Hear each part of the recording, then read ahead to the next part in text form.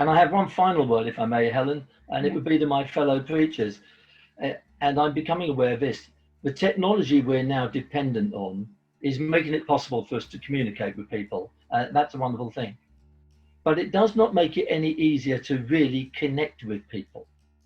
We can connect with them intellectually, but it makes it harder to connect emotionally with people when we're doing it via Zoom or whatever. And I've been listening recently to a lot more preachers than I normally do, I suppose.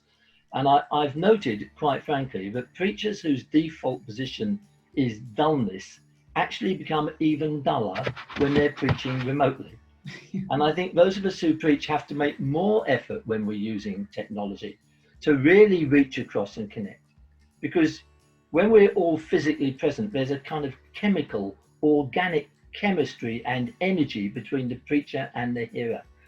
And when we're physically present, the preacher can pick up on the visual cues which are coming from the congregation if they're bored or if they're restless or if they're disinterested or whatever. You don't get those sort of cues when you're preaching via Zoom or when you put a message on YouTube. And I think those of us who preach need to work harder and do even better what we're doing. Yeah, good tips.